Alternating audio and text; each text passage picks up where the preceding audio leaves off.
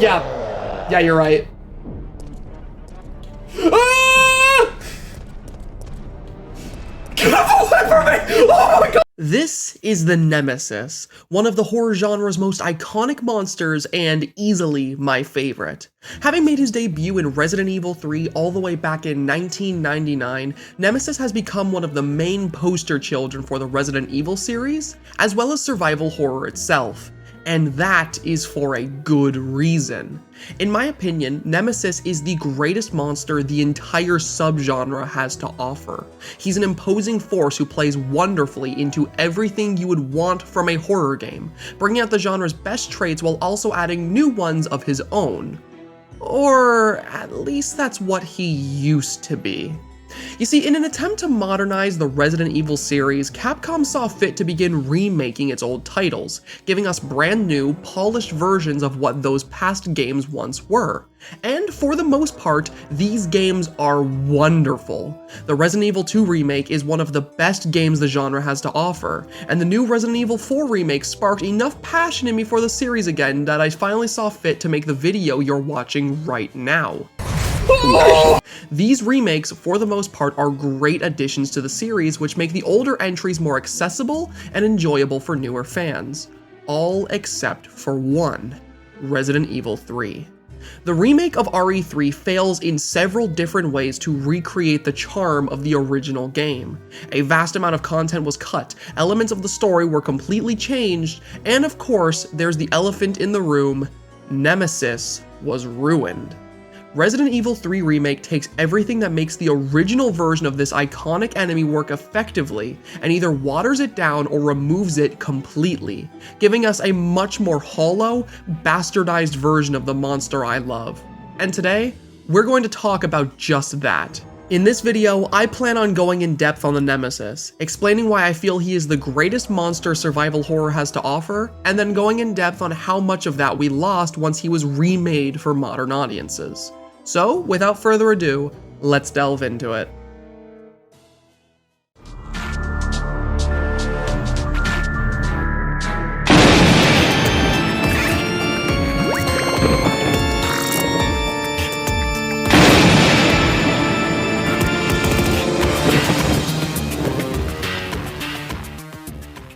So I feel like in order to properly explain why Nemesis is survival horror's greatest monster, you should first understand what survival horror is. There's a common misunderstanding from a lot of horror fans nowadays that all a game has to do to be considered survival horror is for there to be some kind of threat that can kill the player. While I understand where this misconception comes from, it does not properly define what survival horror actually is. Survival horror is defined by more action-oriented gameplay that focuses on resource management and puzzle solving, usually in a large Metroidvania-esque world that incentivizes exploration. Games like Resident Evil, Silent Hill, Evil Within, and Signalis are all great examples of what an actual survival horror game is. Survival horror games thrive off the previously mentioned elements, using the stress of your limited resources and the massive scale of their maps to create a uniquely terrifying experience. One where you are constantly questioning whether or not you should use what's at your disposal out of pure fear that it may be more useful to you later. One where every new area you find yourself in has you questioning what new horrors wait around every corner. And it's these elements which make survival horror my favorite kind of horror game to experience. The massive variety of choices you get through most of these games, as well as their style of map design, make it so that each playthrough often feels fresh and enjoyable, with each run becoming more optimized and efficient. And no game in the genre encapsulates my feelings for it quite like the original Resident Evil 3. While this original title wasn't perfect, it made additions to the survival horror genre which built upon its foundation and provided us with something new and really unique.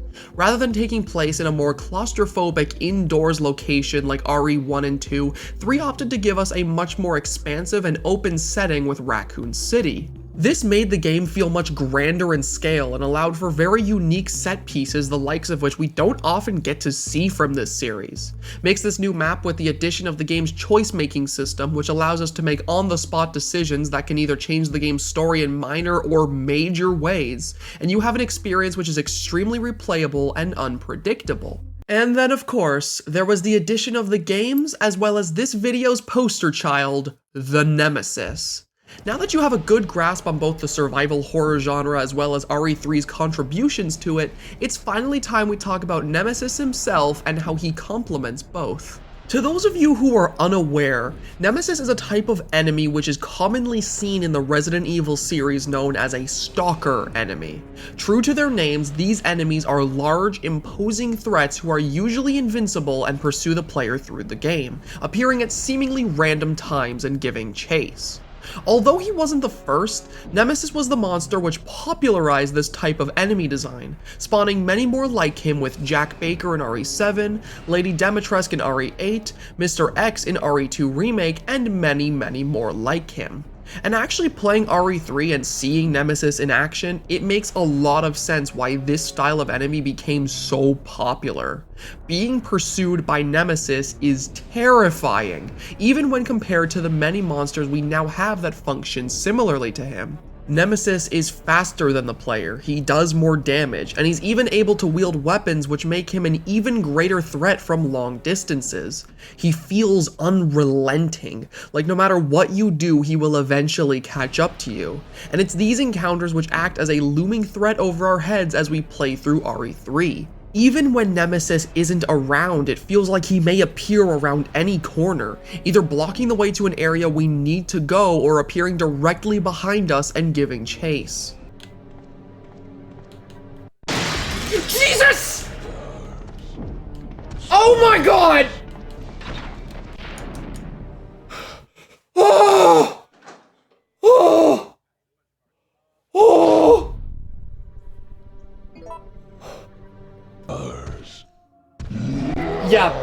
Yeah, you're right. Ah! Get away from me! Oh my god! He's so fucking fast! These moments before Nemesis appears to chase us are just as important as the chase themselves. It gives the game time to build up suspense, questioning when we will see him again and worrying if we'll have what it takes to get away. But more importantly, it gives us time to familiarize ourselves with the layout of each location he could possibly appear in. You see, Nemesis is designed in such a way where his encounters only happen once the player has been given ample time to explore any given part of RE3's massive map. This makes it so that each encounter with him, though terrifying, is also fair, allowing the player to try and run to the safest place they can without getting horribly lost in the process. If Nemesis were a threat that were chasing us constantly, it wouldn't feel balanced with the way RE3 is meant to be played. The game incentivizes exploration, and it does so by presenting a constant looming threat which could test your map knowledge at any given point without warning. And that's just one of the ways Nemesis complements the design philosophy of RE3's map. As I said before, Raccoon City was designed to be a much more expansive and open map than we saw in the likes of RE1's Spencer Mansion and RE2's RPD. This feels like both a conscious decision for the sake of exploration, but also like it was done with Nemesis in mind. Being such a fast and unrelenting threat, Nemesis functions very nicely in the open areas of Raccoon City and its many other locations. It feels like the player has many options to avoid him as well as his weapons, something which would be much harder to balance if we were to encounter him in one of the more claustrophobic spaces seen in previous titles. Just imagine a threat like Nemesis, as fast and strong as he is, chasing you down a tight, narrow corridor. It would feel borderline unfair, with his rocket fire being completely unavoidable and his grab attacks being impossible to dodge. Mix that with the fact that those older games often had enemies which would block your way, and you would have an experience which would feel far more frustrating than scary. This kind of design philosophy is why RE2's stalker enemy, Mr. X, is a much slower threat than the likes of Nemesis. If he were any faster, he would always catch the player due to the map design of where he's used, so he was purposely made slower to make him feel both intimidating, but also a balanced threat to face. By placing him in a more open location like Raccoon City, the developers of RE3 were able to go all out with Nemesis, making him as competent and as dangerous as they possibly could, both to try and run from, but also to fight. Yeah, I said fight. You see, one element I've neglected to bring up to this point, which reflects another great aspect of Nemesis's enemy design, is that at any given time he appears, the player actually has the choice of either running from him as I mentioned before, or standing their ground and facing him head on. Choosing to do so on the game's harder difficulty always yields some kind of reward which isn't normally available to the player. Things like parts to make new weapons, first aid boxes which can hold multiple med sprays at a time, infinite ammo weapons, etc, etc. This element of the game instantly introduces a new dynamic to it which complements the other part of survival horror that I love, tough decision making. By having this mechanic in place, it essentially makes it so that each time Nemesis appears in a given area, the player is given a choice.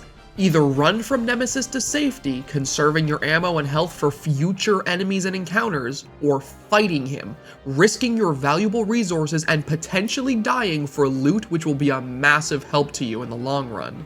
There's pros and cons to each encounter with Nemesis, leading to both choices being equally valid when chosen.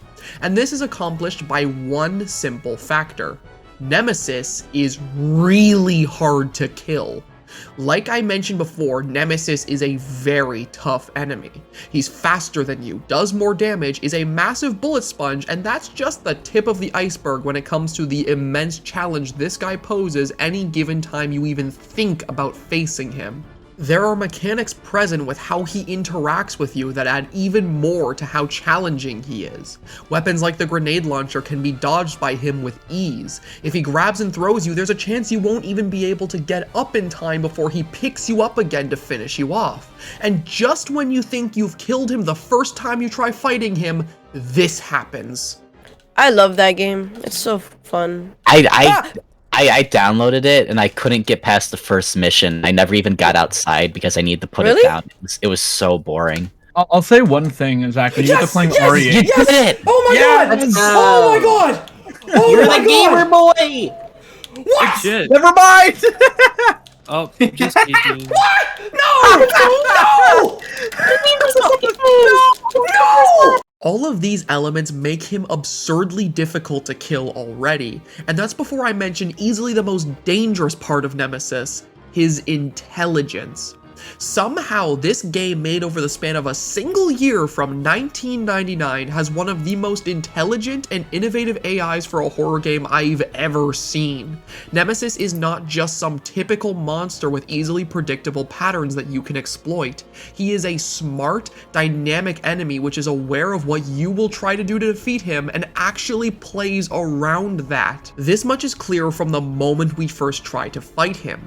In my first encounter with Nemesis, I immediately tried to abuse what I thought were windows of opportunity to attack him. I would kite him around, trying to make him use an attack with a long animation so I could punish him when he missed. But here's the thing. Once I tried this, it was immediately shut down by the fact that Nemesis's AI was smart enough to recognize when his attack was about to miss, canceling it halfway through its animation and choosing to sprint at me to try again.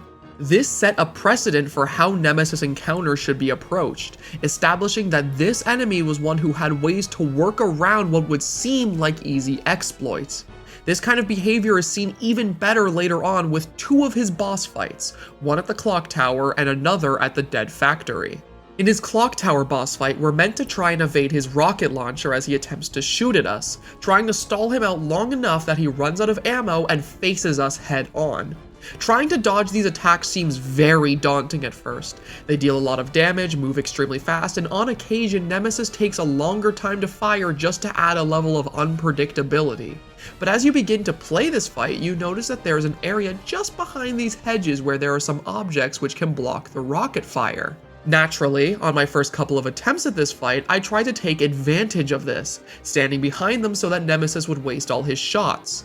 I should have learnt my lesson from the first encounter though, because that is not what happened at all. Instead, Nemesis's AI was able to recognize that I was standing in front of an object with collision, stopped firing his rocket launcher, and then proceeded to book it for me and attempt to attack me at melee range. Once I saw this and began to run away, he only then took aim again once I no longer had any form of cover to protect myself with. We see a similar scenario play out in his Dead Factory boss fight, where we attempt to take out Nemesis in a battle against the clock. In this fight, there are valves on the wall which can shoot out acid, dealing a massive amount of damage to him if he happens to be standing close to them when we fire. Once again, the player tries to take advantage of the environment, this time attempting to lure Nemesis over to deal easy damage with little ammo cost. And once again, Nemesis is aware of this and actively avoids falling into the player's trap.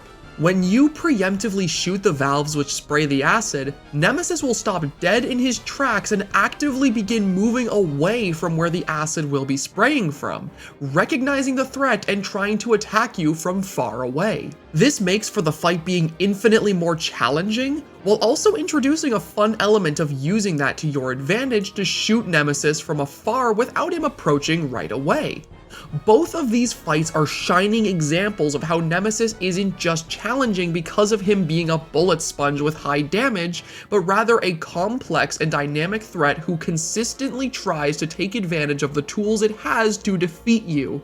Every given encounter with him feels like both the player and Nemesis himself are aware of each other's strengths and weaknesses and actually try to play into them, making for each encounter being extremely challenging, but also very rewarding. When I tried fighting Nemesis on hard mode for the first time, it took me over 2 hours to kill him even once in the RPD, and the same can be said for his Clock Tower boss fight, which took me over 3.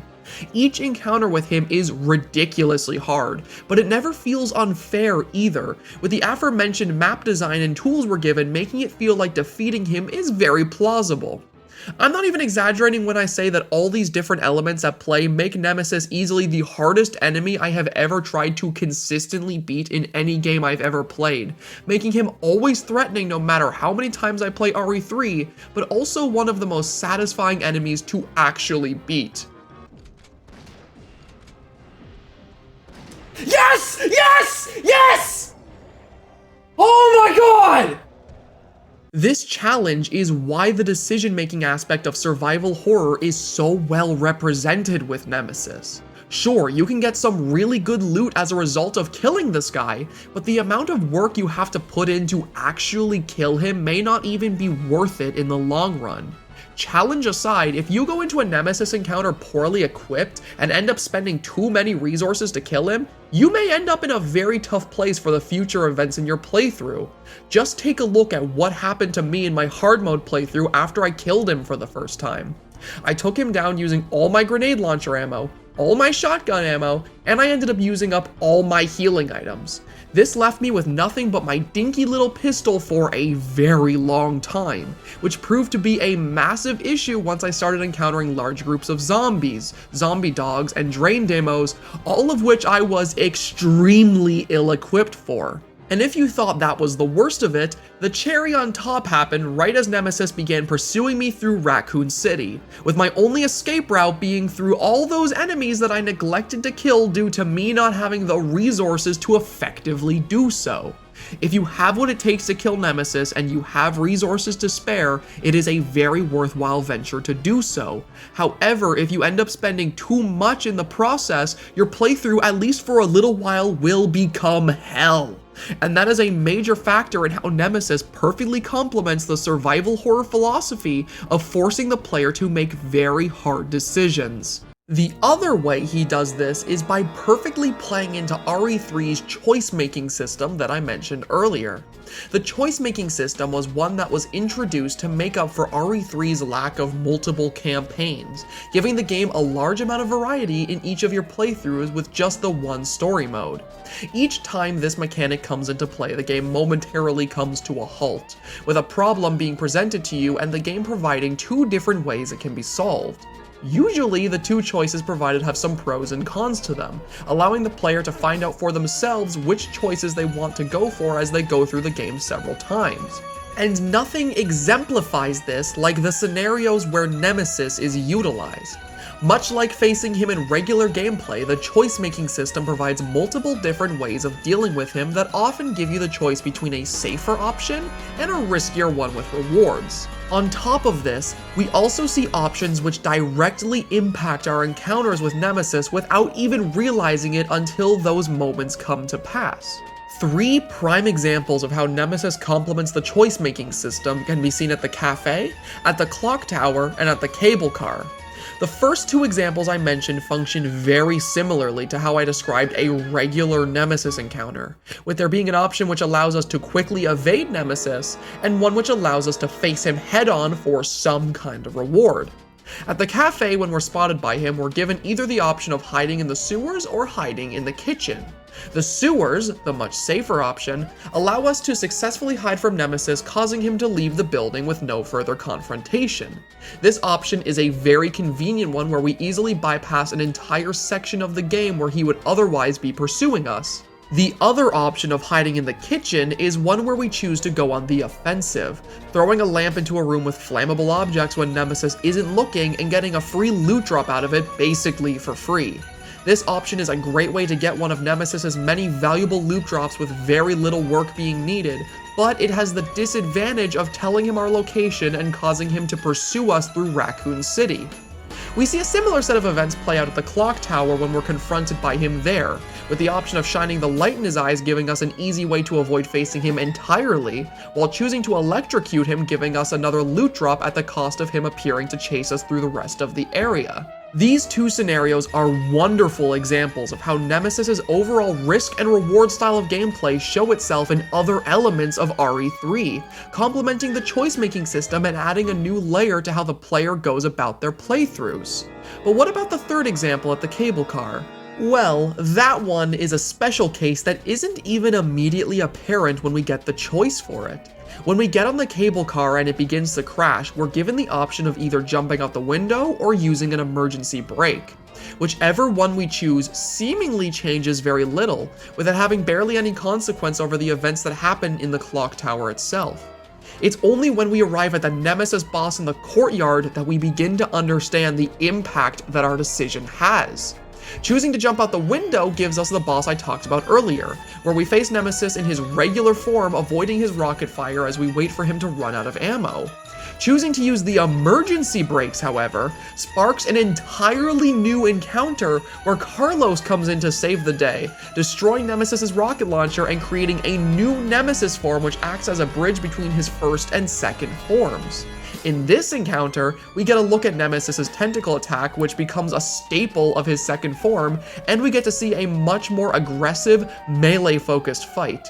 It's an entirely different boss fight that is only separated by a seemingly arbitrary choice, one that you may never even get to experience if you only play the game one time over. And this is part of the reason why I feel this choice-making system is genius in conjunction with Nemesis.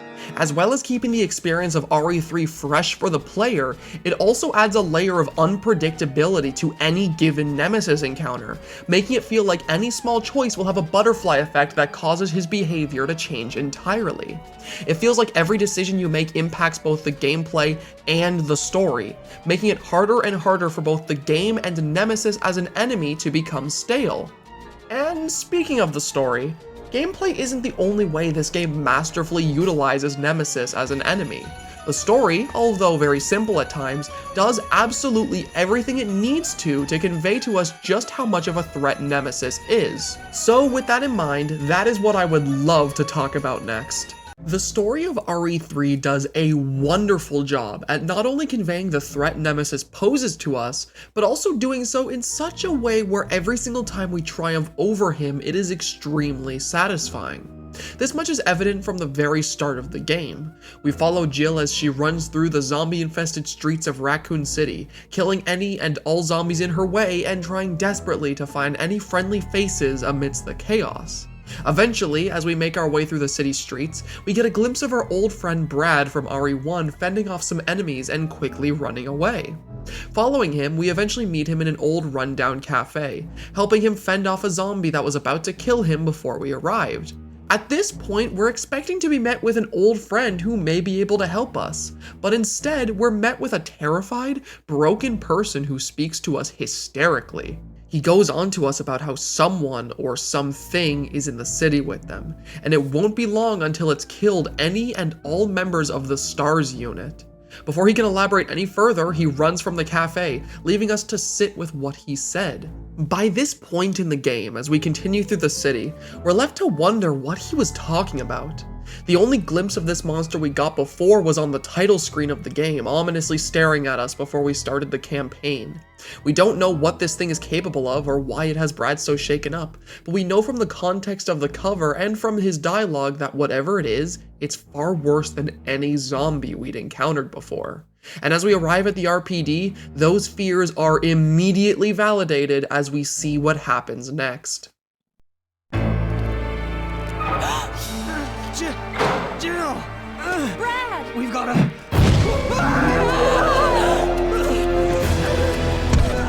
Jill! Help!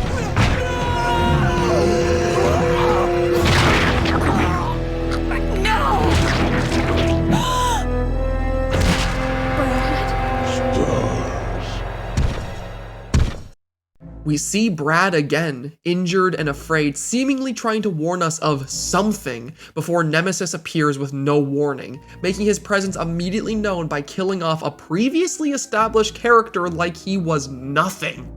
This is a damn near perfect introduction to the Nemesis as a villain. It establishes him right from the get-go as an imposing and efficient threat that will stop at nothing to kill STARS members. And now that the only other one left in the city is dead, that leaves you, the player, as his last target to eliminate. Right after this happens, we're given the first major choice of the game, either choosing to run after seeing what this horrifying threat is capable of, or standing our ground and avenging Brad's death.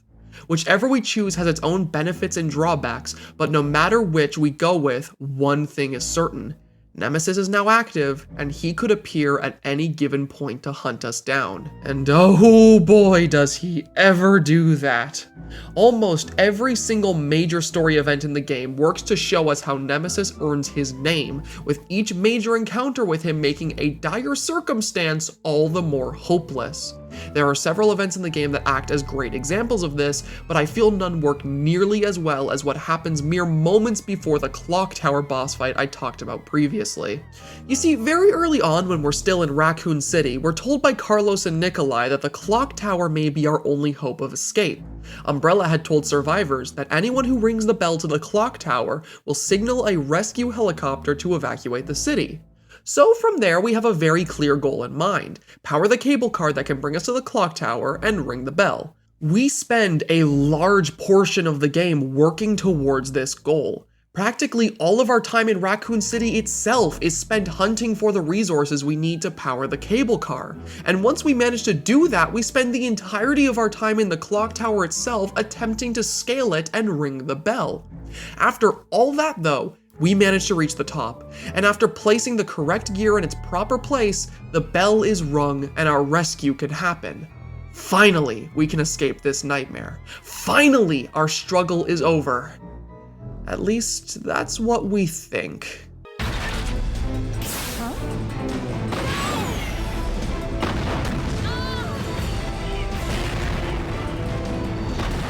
Oh, fuck! Yeah, that's right. Right as we finally achieve the goal we spend hours working towards, victory stares us right in the face only to be abruptly ripped from us the moment Nemesis shoots that helicopter down. This moment right here solidifies Nemesis as truly being our greatest enemy. The helicopter was our only ticket out that we knew of. It was our only option, and now that it's gone, our situation becomes even more hopeless than it ever was before. It's moments like these that not only keep Nemesis as the imposing villain we know him for, but also make fighting him feel all the better.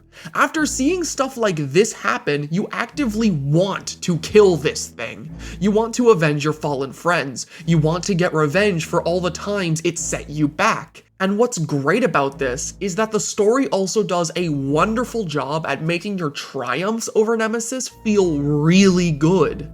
On top of the loot system I previously discussed, every time we defeat Nemesis, we can very clearly see the damage we do over time begin to affect him.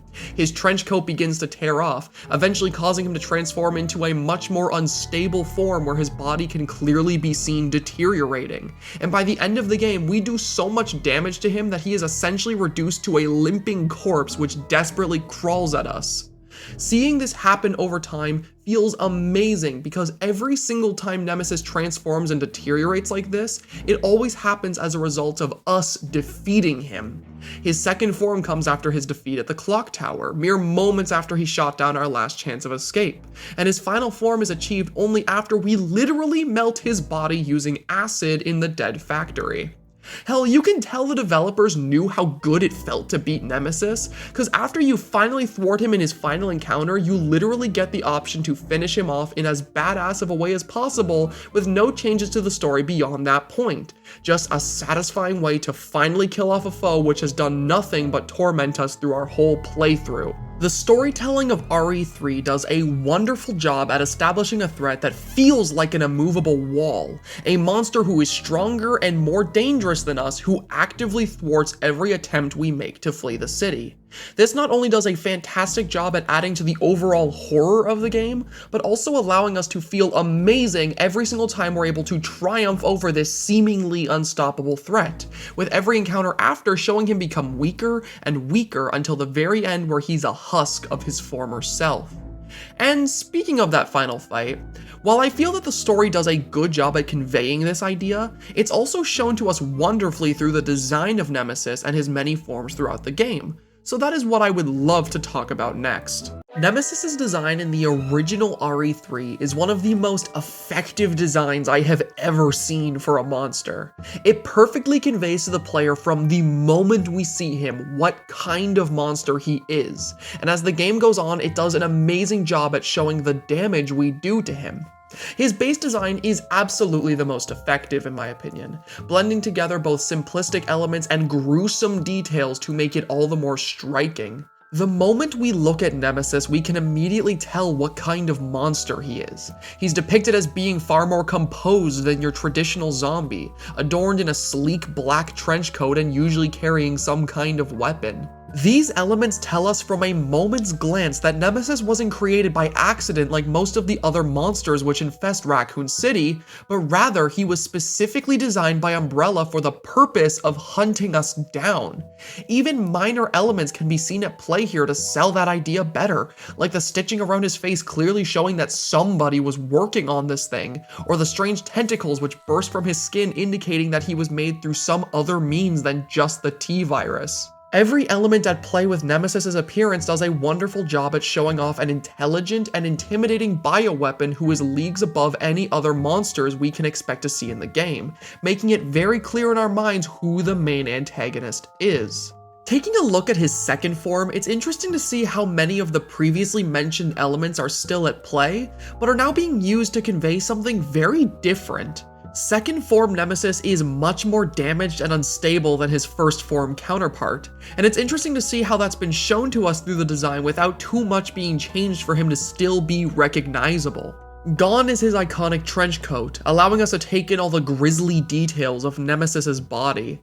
More of the tentacles that were originally seen around the neck and hands can be seen bursting from his body all over, giving the sense that whatever parasite is infecting this thing is attempting to protect its host.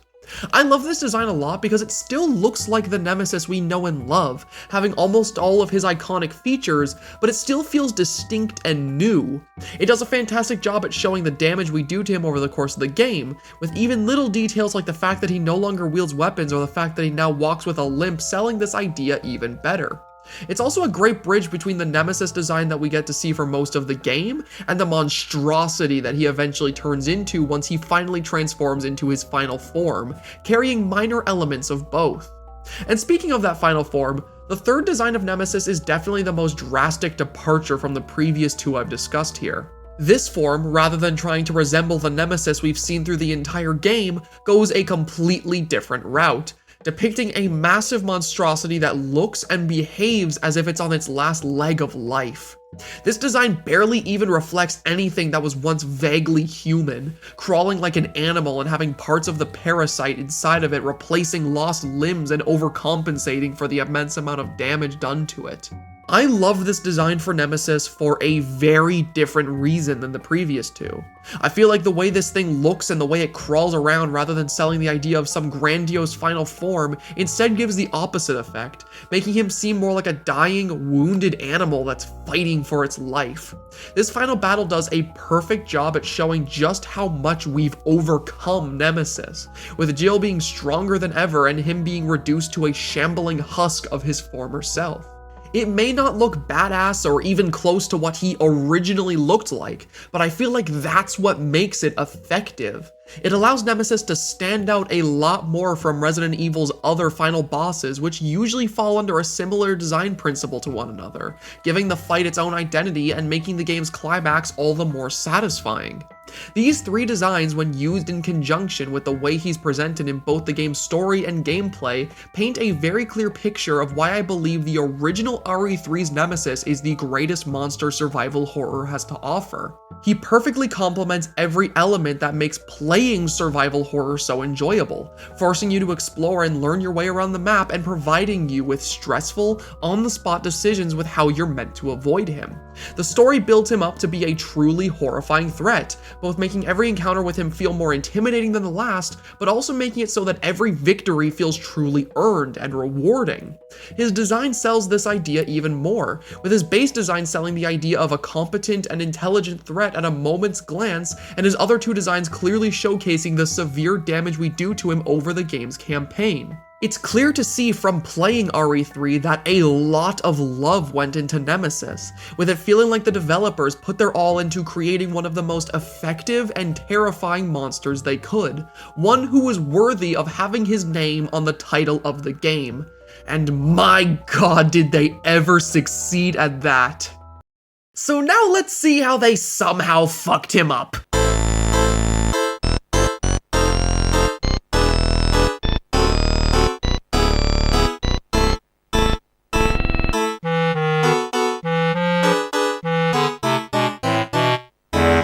This is not Nemesis. It may look like him, hell, sometimes it even acts like him, but this enemy at a fundamental level is not Nemesis. RE3 Remake was a game which, much like the amazing RE2 remake that came before it, tried its hardest to provide us with a classic Resident Evil experience which could be accessed and enjoyed by a modern audience. But unlike RE2, which did that wonderfully, RE3 instead took so many of the amazing elements that made the original game so charming, and either removed them completely or horribly simplified them. And no other aspect of that game shows this off more than the horrible bastardization of Nemesis. Almost every single aspect of Nemesis which I praised in the first half of this video has either been removed or horribly watered down, giving us a version of this iconic enemy which feels like a shell of his former self. In order to give you an idea of what I mean, I intend on going over all the major points I made in the first half of this video, comparing them to how the remake handles them and seeing how they stack up when properly put side by side, starting with the gameplay. The gameplay is what I consider to be the most important element of Nemesis as a monster. The entire appeal of him to me is the terrifying feeling of being pursued by a relentless threat that can appear at any given time, one that is extremely intelligent and dangerous. The original game does this idea amazingly, giving us a threat with an AI that felt very ahead of its time as well as being extremely fast and dealing a lot of damage. Pair this with how he forced the player into stressful decision-making scenarios and how he changed over the course of the game, and you had a very memorable enemy who remained scary no matter how many times you replayed the original RE3. Taking a look at how the remake handles this, it is immediately apparent from the game's opening 15 minutes that there has been something fundamentally changed about how Nemesis is used in this game. The vast majority of his encounters, rather than being intense chases with a dynamic AI that pursues you, are either scripted chases where we hold forward the entire time to escape, or boring, monotonous boss fights. The original intense encounters that made up almost all of Nemesis' screen time have effectively been sidelined by what I consider glorified cutscenes. Holding forward is the only thing you need to do in the vast majority of these chases, with the game effectively playing itself and allowing Jill to do whatever she needs to do while you sit back and watch. And if the scripted encounters don't play out like that, then we get other examples like these RE6 style QuickTime events where we hold down a random button we're shown or mash the attack key to give us the illusion that we're actually running from and or fighting Nemesis. And speaking of fighting Nemesis, the boss fights I mentioned which take up the other majority of his screen time are also extremely lackluster. Admittedly, the first proper boss fight with him is actually pretty damn fun. You get to actively try and use the environment to avoid Nemesis's flamethrower. He has a wide variety of different attacks which are all varying levels of campy but are admittedly really cool, and he even does things that feel reminiscent of his old fights like dodging your grenade fire. Where this fight falls apart for me though is with everything that comes both before and after it. Sure, the fight itself is awesome, but the build up to it is one of the worst chases in the entire game. You go through a burning building with Nemesis not even chasing you for the first half of it, and once he actually shows up on scene and begins to properly pursue you, this is how it plays out. Also, by the way, intense chase scene, by the way.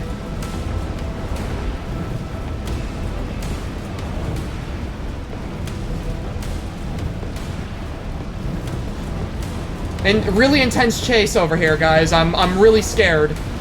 And just when you think this poorly paced, slow chase can't get any worse, right in the middle of it, between where the chase ends and the boss fight begins, you find a room with a typewriter and a note. Like, look, okay, I get it. On harder difficulties, the autosave feature doesn't work, so having a typewriter here makes enough sense.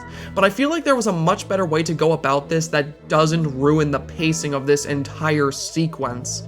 Like, I'm supposed to feel like I'm being chased by this guy in a giant burning building, and right smack dab in the middle of what's supposed to feel like a super high stakes encounter, I'm given a safe room to stand around in and a note to slowly read. It just feels like the pacing of this is horribly off, and it killed what little tension this chase even had. Actually looking at the other boss fights this game has to offer, somehow they get significantly worse than any praise I could have given the first flamethrower encounter. His second boss fight with his dog form, which we will talk more about later, is one of the most poorly designed, tedious bosses I have ever seen in the entire Resident Evil series.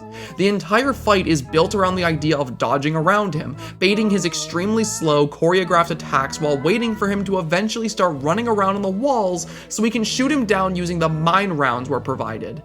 Not only is this cycle extremely boring to actually play, but the fight itself is very poorly designed. It entirely hinges on us using a new ammo type, which is only provided to us for this very specific boss fight.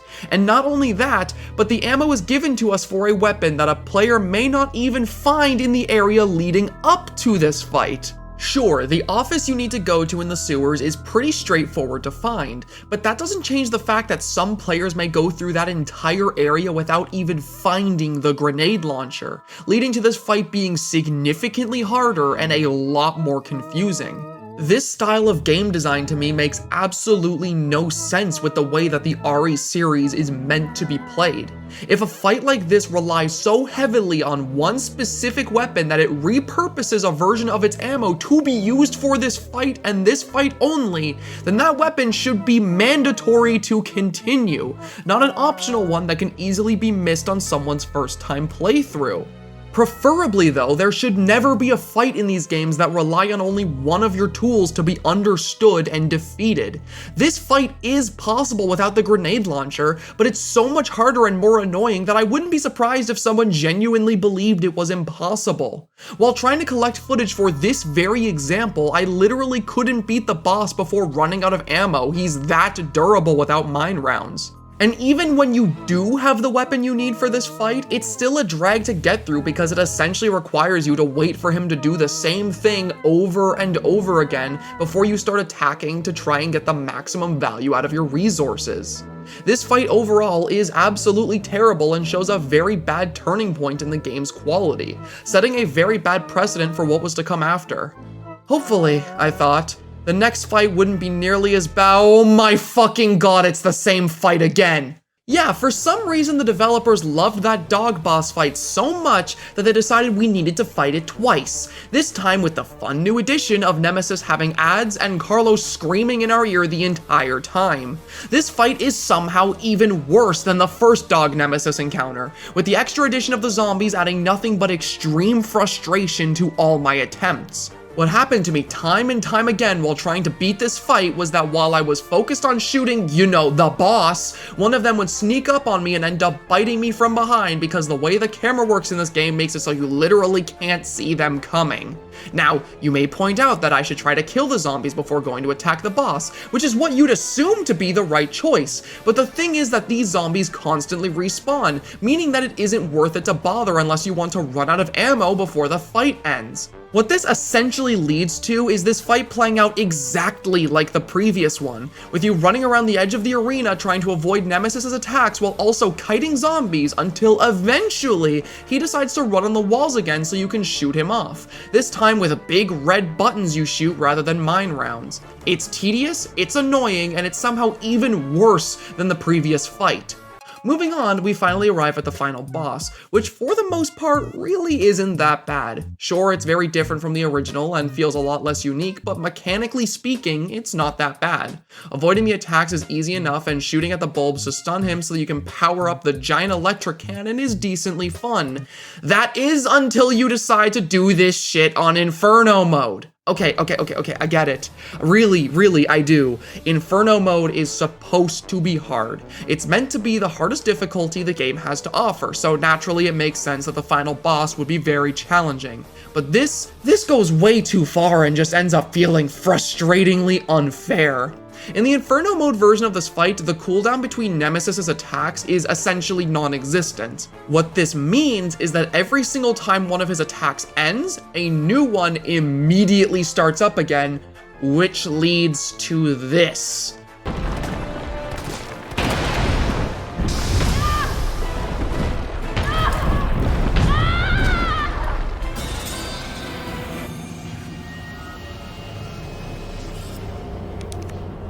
If Nemesis hits you once during this fight, you are effectively dead because his attack animations come out faster than Jill is able to get back up again, and this game does not have invincibility frames. This essentially means that if you want to beat this fight on Inferno mode, you either have to do it completely hitless or you need to get really lucky. Again, I understand making your final challenge difficult, but this goes into a territory of difficulty that stops being fun and just feels straight up bullshit. Replacing the vast majority of Nemesis's encounters in this game with both scripted chases and poorly designed boss fights feels like such a disservice to the character. In the original game, his encounters were so stressful because they felt so unpredictable and dangerous. It felt like any given time he appeared, you could get caught out and die, and the boss fights felt really cool because they usually had some interesting way of showing off Nemesis's AI, as well as allowing you to use the environment to your advantage. Now, all this isn't to say that Nemesis's proper chase encounters were removed from the game completely. While these scripted boss fights and chases do take up the vast majority of his screen time, there are a couple moments in the game where he does pursue in a similar fashion to the original. And to the game's credit, these encounters on a first-time playthrough absolutely do hit the mark of making Nemesis feel intimidating. He always appears at times where you can't predict it, breaking through walls or quite literally falling from the sky, and the chases themselves feel extremely tense, with Nemesis often breaking into a full-on sprint to catch up to you, or using his tentacle to pull you towards him.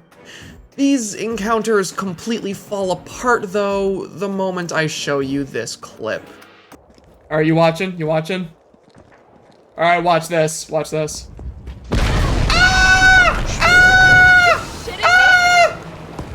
So scary! He's so scary! I'm terrified! He's so scary! He's so... Oh, okay. Bye. Yep. Yeah, you saw that right. Nemesis, the main enemy of the game, the one who I praised earlier for being one of the hardest enemies to kill in any game I've played, just went down to a single grenade. In the remake, on both the standard and hardcore difficulties, Nemesis will always be defeated by either a single grenade or being hit by a flammable barrel. This completely ruined this version of Nemesis for me. By having him be this easy to kill, it essentially makes all the scare factor from his chase feel more like smoke and mirrors than a genuine threat. The entire point of Nemesis's encounters in the original game was to provide the player with a difficult choice for getting away from him, either running away to safety or choosing to fight him for potential rewards. That system worked as well as it did because Nemesis was an extremely difficult threat to kill. In this game, he's a complete pushover, meaning that any given time he shows up, assuming you have a grenade on you, you have no reason not to kill him.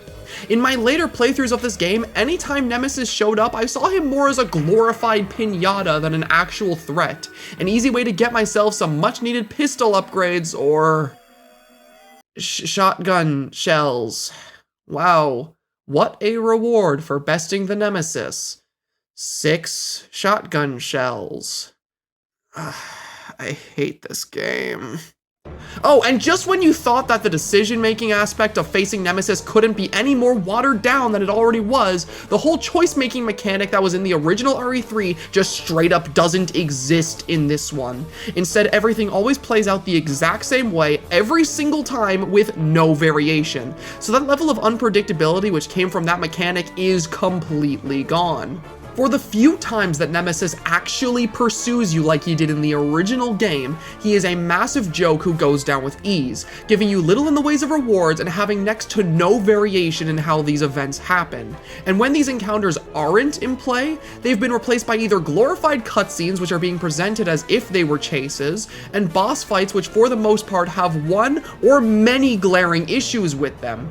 To say that this game turned Nemesis into a pushover compared to what he used to be is a massive understatement. They took everything that made him an appealing enemy from both a gameplay and horror perspective and either simplified it to the point where it's unrecognizable or removed it completely, leading to a much more empty and boring experience. And speaking of Nemesis being a pushover, I feel like that segues itself perfectly into our next section, the story. So let's take a look at that. The original RE3 did an excellent job at building up the threat Nemesis posed by using both suspense and the context of Jill's situation to its advantage. It teased its villain to us on the title screen, opting to choose a slow burn approach, allowing us to wander through the streets knowing that at some point he would appear to hunt us down.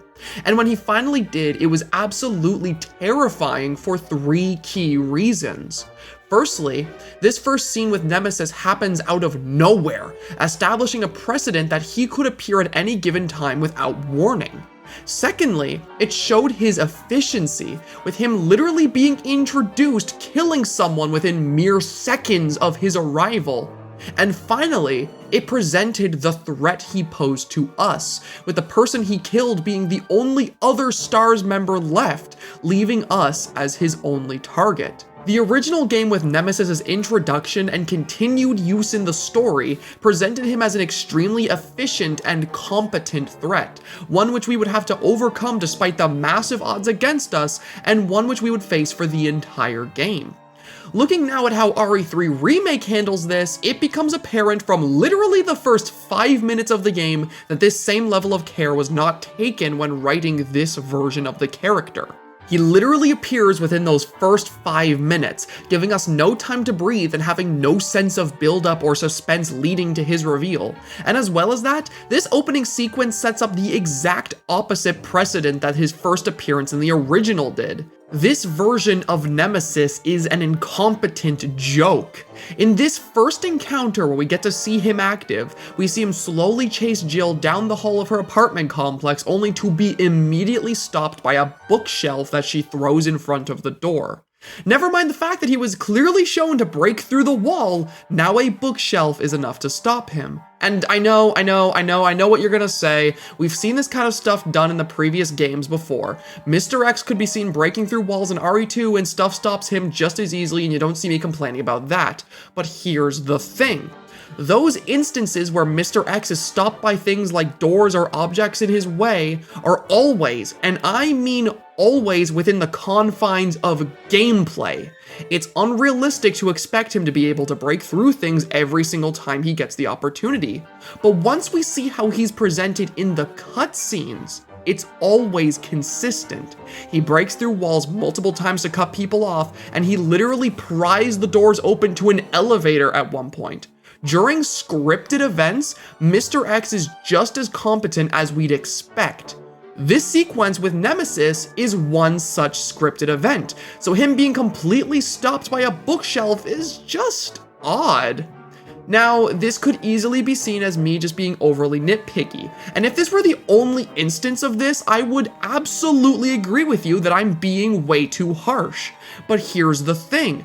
This is just one minor example of what you will quickly realize is a major issue with this game. Not too long after this example, we leave the complex, running through the city until eventually we see Nemesis again. We run him over with a car, and right as it seems like we're about to have our first proper fight with him, suddenly Carlos appears, calls him fuckface, and blows him up with a rocket launcher.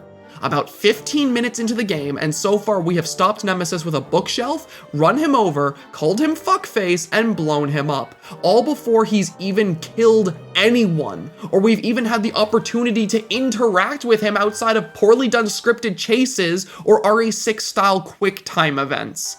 This game completely and utterly humiliates Nemesis every single opportunity it gets. Characters constantly insult him and throw him around. Every time he can kill Jill, he just chooses not to. And the only two people we actually see him kill are Mikhail on the train, who blows himself up before he can even secure the kill, and Tyrell, who he literally kills in the final area of the game. If you're wondering what happens to Brad since the opening is different, by the way, instead of dying at the hands of Nemesis like you'd expect, he just dies off screen to some generic zombies. And that only happens after he describes Nemesis in what is probably the most nonchalant manner someone in his situation could. Jill? Over here! Brad, You okay? what was that thing? Damned if I know. But right now it's got a hard-on for the only two stars left in town. You and me. I'm not sticking around. Just look around you. The longer we wait, the more screwed we are. Like, this thing is a bioweapon specifically designed to murder you, and you're talking about it like some regular-ass zombie. Not even the people he's trying to kill are scared of Nemesis, and honestly, with the way he acts when he catches up to them, it's no wonder why. In the scripted event leading up to Nemesis's flamethrower fight, we literally see him pick Jill up by the head, something which we saw in the original game led quickly to Brad's death, and instead of her either dying right away or having something or someone come to save her, Nemesis instead just chooses to throw her to the side and wait for her to get up and start running before he tries to light her on fire. Again, this wouldn't be much of an issue to me if it happened in the confines of a gameplay. In the original, when Nemesis picked us up, we had opportunities to escape his grasp, which was fine because that felt better to play and didn't really have an effect on how we viewed him in the story. If anything, it made him scarier because failing to escape his grasp meant instant death. In these cutscenes though, it just works to make him look incredibly incompetent, not even being able to kill the target he was specifically designed to, even when she is quite literally in the palm of his hand. With the way he's presented in this game, it feels like just about anyone could defeat him, let alone Jill. And honestly, with the way the game is written, it feels like just that happens because Jill never beats this thing on her own. In the original game, part of the appeal of the threat Nemesis posed, other than it making him scary, was the idea of overcoming an enemy that felt like an immovable wall. Each time he appeared, we had the option of standing our ground against him, and over the course of the game, we saw him get weaker and weaker as a result of us facing him head on. It's part of what made the game feel so good and rewarding to play. In the remake though, it feels like those accomplishments are rarely ours to take. More often than not, Nemesis's transformations come as a result of someone else helping us rather than us actually overcoming him ourselves. His dog form, which we will talk more about later, is achieved not by us defeating Nemesis at the clock tower like in the original game, but rather when Mikhail blows him up on the train, an event which only slowed him down in the past. Adding on to this, most scripted chases and boss fights, rather than ending with us getting away from and or beating Nemesis, usually end with Carlos saving us, whether it be him melting Nemesis in acid, something we did in the original game, or him blowing up Nemesis by shooting at an oil truck. The only 3 times we truly beat him on our own happened with the flamethrower fight, after our first encounter with his dog form, and during the final boss. But the problem with these is that after seeing how other characters handle Nemesis, they don't feel like a special achievement of our own. All of these events happen after someone else had already done considerable damage to Nemesis, making it feel less like something we were able to do by overcoming the odds, and making it feel more like something really anyone could have done within the story. And considering the fact that this game's reward system for beating Nemesis was already horribly lacking, this just overall makes our triumphs over him feel so much less meaningful and hollow. Every transformation he experiences through the game doesn't feel like something which happened as a result of the wounds we inflict upon him, but rather a result of random circumstance that we happen to be caught up in. These forms don't even reflect those wounds effectively anymore, with their designs going from lackluster at times to downright terrible at others, which is something I would love to discuss last about this remake and his handling of Nemesis. One of my absolute favorite elements about the original Nemesis was his design.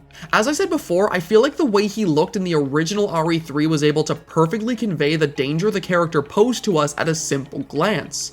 And just as effectively was it able to show us the amount of damage and change he went through over the course of the campaign as a direct result of our actions. Actually taking a look at the way the remake handled him, I must admit that I don't hate his base form's design. There are elements at play here that I both like and dislike, but for the most part, I feel like the remake did a very effective job at conveying what it needs to about Nemesis just from the way he looks. The new addition of the large motor sticking out of his chest adds on to the feeling of him being an engineered bioweapon, and the use of the bandages all over works to sell this idea even further, even if I do find it looks a little bit goofy with how it's textured.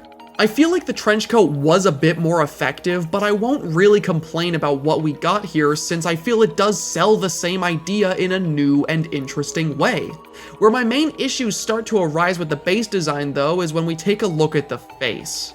The lack of stitches feel like an obvious and iconic part of the character that was just removed for no good reason, taking away a bit from his recognizability. That and the addition of his new nose, which I feel looks a lot more silly than scary, makes his new design's face quite a bit worse than what we used to have, in my opinion.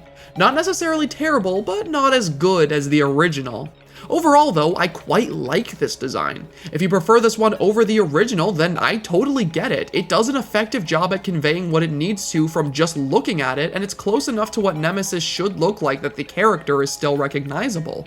The same cannot be said, however, for this stupid fucking dog form. It's finally happening. We're finally here. The moment I've been building up to since this second half started. The moment where I finally get to talk about this stupid dog form and how it literally ruined this version of Nemesis for me. This is not Nemesis. It does not look like him. It does not act like him. Hell, it isn't even treated like him anymore. By the time Nemesis transforms into this thing, he's straight up removed from the game and replaced with a brand new, inferior monster. And that's not to say this design doesn't look cool, because you know what? No matter how much I hate it, I will give it props. It does look pretty great. But the problem is that something looking cool doesn't necessarily mean it's a good design in the context that it's being used in. Sure, this thing looks pretty cool, but it is a terrible design for Nemesis. In the original game, Nemesis' second form was designed to both show off the damage that was done to him over the course of the campaign, while also keeping intact the elements that made him look like Nemesis. He maintains his humanoid form, with the major differences being the lack of his trench coat and the addition of his tentacles now covering his body. Looking at this design side by side with the original appearance, the differences are immediately apparent, but you can still clearly tell they are the same character.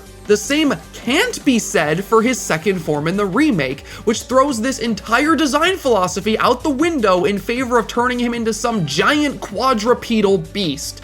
This design in no way attempts to maintain the elements that make Nemesis recognizable. If I were to show somebody who had seen the original Nemesis design this one without any further context, they wouldn't be able to tell that these two are the same monster. He has changed that drastically. And I know, you could make the argument that the same change is seen in the original between his second and last form, but there's two major differences here. First of all, that design appears in the final battle of the original game, only being seen right before the ending cutscene. We spend the entirety of the game before that seeing Nemesis exactly as we know him. Compare that to the remake, which has Nemesis transform into this halfway through the game, and you can start to see where my problems lie. This design, which in no way reflects what Nemesis should look like as a monster, takes up half the game's playtime, effectively making it so that the monster we bought the game for vanishes much earlier on than he ever should have. The second and much more important difference is that the final form of Nemesis in the original serves an actual purpose within the game's narrative. It's supposed to convey the culmination of all the damage we managed to do to Nemesis leading up to that point, showing us an unrecognizable monstrosity that is desperately trying to finish the job it was made for. The design scene for this form in the remake has no purpose behind it. If anything, its existence undermines what purpose the character had to begin with. Nemesis is supposed to be a tall, imposing, and intelligent enemy, one which hunts us down with precision and doesn't behave like a monster. Even when he became his second form in the original, we clearly saw that intelligence intact with many of its encounters. But here, he looks and behaves like a complete animal. The design and his behavior here are nothing like what Nemesis is supposed to be. He just looks and acts like some generic monster which we could encounter from any other enemy in the game now, with the only difference being his durability and size. Hell, this design doesn't even reflect the damage we've done to him over the campaign, instead just making him bigger and quadrupedal. In every single conceivable way, this form fails at giving us the character we literally purchased the game for, effectively replacing him the moment it appears rather than acting as an evolution to what the original design was. It's the main thing that I despise about this version of the character, and I will stand by that. Moving on to a much less heated opinion of mine, we see how the remake handled Nemesis's final form, which I have really no strong opinions on if I'm being honest. I feel like this design definitely looks good, graphically it's beautiful even, but in all honesty, I'm not a big fan of it because I feel as though it lacks the uniqueness seen from the original. In that game, Nemesis's final form wasn't supposed to be grandiose or cool. It was supposed to give the impression of a monstrosity which was barely alive trying desperately to survive. We see its vaguely humanoid shape now being overburdened by the parasite, which is now trying its hardest to protect its host as it limps towards us. It made for a very unique fight and a very satisfying end to the original game. In the remake, while I feel this fight definitely looks very cool, it lacks the same substance that made the original game's final fight feel special. This one falls much more into the generic trope of RE's final bosses turning into giant blobs, something we've seen done to death time and time again by previous entries. It's definitely a cool looking spectacle, but it's nothing really memorable to me. And I feel like that in general sums up how I feel about Nemesis's design in the remake. At its best, it's an effective design that I'm not nearly as fond of, and at its worst, it's something I actively despise, which I feel ruins the character it's meant to represent. And I feel that this sentiment applies to much more about this remake's version of the character than just his design. The RE3 remake tried to give modern audiences a new version of the Nemesis in a much more accessible game than what the original is now. But in trying to do so, they failed to properly recapture any of the elements which actually made him work. His once terrifying and complex encounters have been watered down to the point where they're barely even there anymore, with what little there is left failing to deliver in the same way the original was capable. The story follows a similar suit, with it making Nemesis seem like an extremely incompetent threat who is constantly thwarted by any and everyone he encounters, making our victories over him feel less like a grand achievement and more like something anybody else could have done. Mix those elements together with a design that poorly reflects the storytelling and characterization of Nemesis, and you have a much more hollow recreation of what I consider to be survival horror's greatest monster. If you enjoy the RE3 remake, then all power to you. Despite my opinions, I still don't necessarily feel like this game is all that bad. I just feel like it's a very poor remake of what the original had to offer. And that's something that will always bother me because nowadays it feels like these Resident Evil remakes are being treated more as replacements for those originals rather than just new ways to experience them. After this game came out, its version of Nemesis has been used in everything related to him, with crossovers in other games and promotional material acting as proof of that. This has bothered me a lot because it feels like the Nemesis that most modern audiences are being exposed to now is a much worse version of what he used to be. The reason I made this video is because I don't want it to be that way. I want people to see just how great of an enemy the original Nemesis is so that we don't forget this version existed in favor of an inferior copy.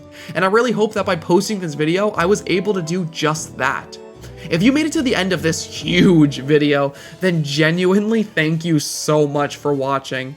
It would mean the world to me if you could subscribe, as this video took a lot of time to make and I have some massive projects like this one coming in the future that I would love to see you there for. This video was a ton of fun to make and I hope to see you there for whatever my next project ends up being. Anyway though, that'll be all from me for now. Goodbye for now.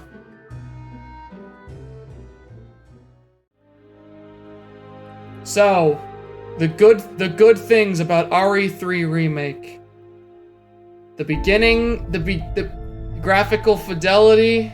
Raccoon City at the start looked pretty alright, and Jill was really fucking hot.